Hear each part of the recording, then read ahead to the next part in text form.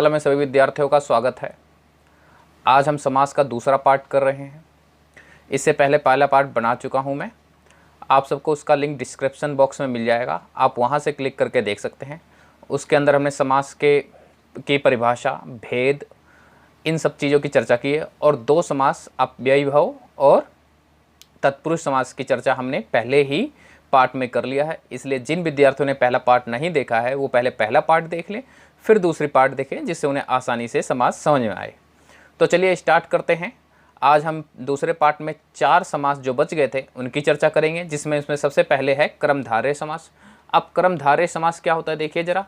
जो समास विशेषण विशेष्य उपमेय उपमान से मिलकर बनते हैं उसे कर्मधारय समास कहा जाता है। अब विशेषण क्या होता है? जब किसी वस्तु की जो विशेषता बताई जाती है उसको हम विशेषण कहते हैं और उस वस्तु को हम विशेष्य कहते हैं। ठीक है। अगर पारिभाषिक शब्दावली में कहा जाए तो सर्वनाम और संज्ञा की जो विशेषता बताई जाती है उसको हम विशेषण कहते हैं और जो सर्वनाम और संज्ञा होती है उसको हम क्या कहते हैं भाई? विशेष्य कहते हैं।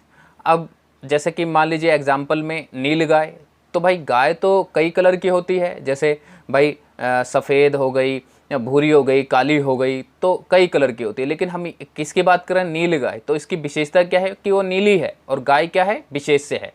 तो जो नीला कलर है एक तरह से विशेषण हो गया और जो गाय है वो विशेष्य हो गया। अब बात करते हैं उपमेय और उपमान की। तो उपमेय किसी साधारण वस्तु कहा जाता है और उपमान जो है प्रसिद्ध वस्तु कहा जाता है।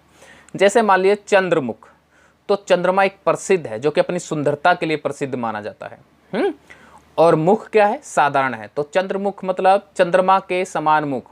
ठीक है। तो यहाँ चंद्रमा जो है वो उपमान हो गया और मुख जो है उपमेय हो गया। तो उपमेय और उपमान, विशेषण और विशेष्य, मुझे लगता है समझ में आ गया होगा। अब देखिए कि भाई जो ये कर्मधारय समास है इसका उत्तर पद जो है वो क्या होता है? प्रधान होता है। ठीक है। अब इसके कुछ उदाहरण देख लेते हैं तो ज़्यादा समझ में आएगा। देखिए सबसे पहले चंद्रमुख, तो चंद्रमा के समान मुख। चंद्रमा के समान मुख। अब ये चंद्रमा क्या है भाई? जो उपमान है और मुख क्या है? उपमेय है। तो यहाँ पर उपमेय और उपमान की बात की गई है। पीतांबर, पीत है जो अंबर, पीत मतलब पीला होता है और अंबर मतलब कपड़ा एक तरह से। ठीक है। तो भाई ये जो पीत है ये एक तरह से विशेषण हो गई है और विशेष्य क्या हो गया? अंबर। ठीक है। आगे देखिए चरण कमल, तो कमल के समान चरण। कमल के समान चरण, तो कमल जो है अपनी कोमलता, सुंदरता के लिए फेमस है, तो एक तरह से प्रसिद्ध वस्तु हो गई जो उपमान हो गया। और चरण क्या है? सबके पास चरण होता है, साधारण सी चीज़ है, तो इसे हम उपमेय कहेंगे। ठीक है। और नीलगाय की तो हम बात कर ही चुके थे। तो इस तरह से जिस समास में विशेषण और विशेष्य और उपमेय और उपमान को मिलाकर बनाया जाता है जिस समास को, उसको हम कर्मधारय समास कहते हैं। अब अगला देखिए क्या है? द्विगु समास। द्विगु समास में क्या है? द्विगु समास में पूर्व पद संख्यावाचक विशेषण होता है। ये इसकी पहचान है कि भाई संख्यावाचक विशेषण होता है। आगे उदाहरण में आप सब समझ जाएंगे। यह समास किसी समूह को दर्शाता है। तो संख्या जो है किसी समूह को दर्शाती है, न कि एक को, किसी समूह को दर्शाती है। इससे समूह और समाहार का पता चलता है। अब जैसे देखिए चौराहा, तो ये क्या है? एक संख्या है, 4 राहों का समूह चौराहा। ठीक है। तिरंगा, तो 3 क्या है? एक संख्या है। ठीक है। 3 रंगों का समूह तिरंगा। त्रिफला, ठीक है, तो त्रि मतलब भी 3 होता है, तो 3 फलों का समूह। ठीक है। तो ये क्या हो गया कि भाई क्या नाम है, जहाँ पर जो पहला पूर्व पद होता है वो संख्या को दर्शाता है तो उसको हम द्विगु समास कहते हैं। किसी संख्या को दर्शाएगा और वो पूरा जो समस्त पद होगा या समासिक पद होगा किसी समूह को दर्शाएगा, किसी भी समूह को। जैसे यहाँ पर एक एग्जाम्पल और देख लेते हैं, 9 ग्रह, तो 9 ग्रहों का समूह। ठीक है। 9 क्या है? एक तरह से समूह हो गया। ठीक है। और ग्रहों का एक समूह हो गया। 9 क्या है? एक संख्या हो गया और ग्रहों का एक समूह हो गया।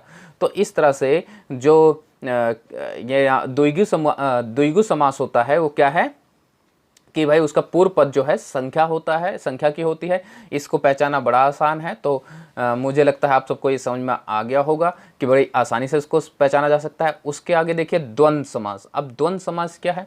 देखिए इस समास के दोनों पद प्रधान होते हैं और आगे देखिए क्या है, प्रत्येक दोनों पदों के बीच और, एवं, तथा, या, अथवा में से किसी एक का लोप पाया जाता है। तो जो समस्त पद होता है वो इनके लोप से बना होता है। और द्वंद्व समास में समस्त पद योजक चिन्ह से जुड़े होते हैं। ये जो योजक चिन्ह है ये इसकी पहचान है। इसको पहचानने के लिए योजक चिन्ह को ध्यान में रखकर और आसानी से पहचाना जा सकता है। जैसे देखिए उदाहरण देखिए क्या है कि जैसे पाप पुण्य, तो ये जो निशान है जिसको इंग्लिश में हाइफन कहते हैं, ये एक योजक चिन्ह है। भाई पाप और इसके बीच में ये जो निशान है पुण्य के बीच में, ये निशान जो है इसको योजक चिन्ह कहा जाता है। तो ये क्या होता है, योजक चिन्हों से जुड़ के बना होता है। पाप पुण्य, अब देखिए पाप या पुण्य, तो मैंने इस ऊपर क्या बताया था कि भाई जहाँ और, एवं, तथा, या, अथवा इन सब का लोप रहेगा। तो यहाँ पर इस समस्त पद में क्या है कि या का लोप है, तो पाप या पुण्य। आगे देखिए क्या है कि भाई राधा कृष्ण, राधा और कृष्ण, ठीक है, तो यहाँ पर और का लोप था इसके बीच में, और देखो योजक चिन्ह से ही बना हुआ है। ये एक अच्छी पहचान है भाई। योजक अगर तुम्हें योजक चिन्ह कहीं दिख जाए उसके अंदर 99% कह सकते हो, 99% जो है वो द्वंद्व समास होता है। ठीक है, अब आगे देखिए कि भाई राधा कृष्ण, राधा और कृष्ण, अब कन्फ्यूजन हो सकती है कि भाई और कहाँ आएगा, या कहाँ आएगा, अथवा कहाँ आएगा। तो जो चीज़ें साथ साथ चल सकते हैं वहाँ पर और आता है। जैसे राधा और कृष्ण साथ साथ चल सकते हैं, ठीक है, नर नारी, ठीक है, तो नर और नारी ये भी साथ साथ चल सकते हैं, तो यहाँ पर और आ गया। अब अपना या पराया, अपना या पराया, या तो अपना ही हो सकता है या पराया हो सकता है। अपना अथवा पराया, या तो अपना हो सकता है या पराया हो सकता है। तो ऐसे जगह पर या आता है। तो ध्यान रखना जो चीज़ें साथ साथ हो सकती हैं, ठीक है, वहाँ पर और आता है, बाकी जगह या का इस्तेमाल किया जा सकता है। ठीक है, तो आगे जो लास्ट समास है वो देखो बहुब्रीहि समास है। अब ये बहुब्रीहि समास क्या है? देखो बहुब्रीहि समास ऐसे समास होता है जिसमें कोई पद प्रधान नहीं होता है। अब इसमें कोई पद प्रधान नहीं होता, इसका जो तीसरा पद होता है वो किसी अन्य की ओर संकेत करता है, किसी और की ओर संकेत करता है, ये ध्यान देने वाली बात है। ठीक है, और इसका जो प्रधान होता है वो कह सकते हो कि जो तीसरा पद आता है वो प्रधान होता है, ठीक है, क्योंकि उसकी तरफ वो संकेत करता है। इसके देखिए उदाहरण से आप बहुत आसानी से समझ जाएंगे। जैसे गजानन, गज के आनन वाला। अब गज हाथी, आनन मतलब मुख, तो हाथी के मुख वाले कौन है? गणेश। तो किसकी तरफ संकेत कर रहा है ये? गजानन गणेश की तरफ। ठीक है, चतुर्भुज, चार हैं भुजाएं जिसकी, तो किसकी चार भुजाएं हैं? विष्णु की। ठीक है, या चार भुजाओं वाला, तो कौन है? विष्णु। ठीक है, तो ये विष्णु की तरफ संकेत कर रहा है। ठीक है, फिर देखिए त्रिलोचन, तीन आंखों वाला। भाई त्रि मतलब तीन और लोचन मतलब आंखें, तो तीन आंखों वाला कौन है? वो शिव हैं। ठीक है, तो इस तरह से जो ये जो इनका ये समस्त पद बनता है, ये सारे समस्त पद जो हैं वो किसी अन्य के ओर संकेत करते हैं। जैसे दशानन, तो 10 और आनंद मतलब हमने पहले बात कर ली है मुख, तो 10 मुखों वाला कौन होता है? रावण। तो ये तीसरी की तरफ किसी अन्य की तरफ संकेत कर रहा है। तो ये जो जब किसी अन्य की ओर संकेत करता है, ठीक है, जो समस्त पद किसी अन्य की ओर संकेत करता है उसको हम बहुब्रीहि समास कहते हैं। अब आगे देखिए क्या है कि भाई कई बार कर्मधारय समास और बहुब्रीहि समास में हमें बहुत सारे कन्फ्यूजन होने लग जाते हैं। तो इनमें अंतर समझिए कैसे है। एक्चुअली इनमें अंतर समझने के लिए इनके विग्रह को समझना जरूरी है। जैसे मान लीजिए नीलकंठ, तो देखिए नीला है जो कंठ, तो ये विग्रह हो गया। नीला है जो कंठ, क्रमधारय हो गया। ठीक है, वहीं नीलकंठ, उसी चीज को नीले कंठ वाला, तो नीले कंठ वाला तीसरी तरफ को संकेत कर रहा है शिव। ठीक है, तो ये क्या हो गया? बहुब्रीहि हो गया। ठीक है, फिर है गजानन, तो गज के समान मुख वाला, तो गज के समान मुख वाला कोई भी कर्मधारय हो गया। और गज के मुख वाला, तो गज के मुख वाला कौन है? गणेश। ठीक है, तो तीसरी तरफ तो बहुब्रीहि हो गया। तो जब कर्मधारय समास और बहुब्रीहि समास में कन्फ्यूजन हो तो उसके विग्रह को ध्यान में रखते हुए बताया जाता है कि कर्मधारय समास है या बहुब्रीहि समास है। तो इन दोनों में सबसे ज़्यादा कन्फ्यूजन होता है, इसलिए मैंने इसको अलग से बता दिया है।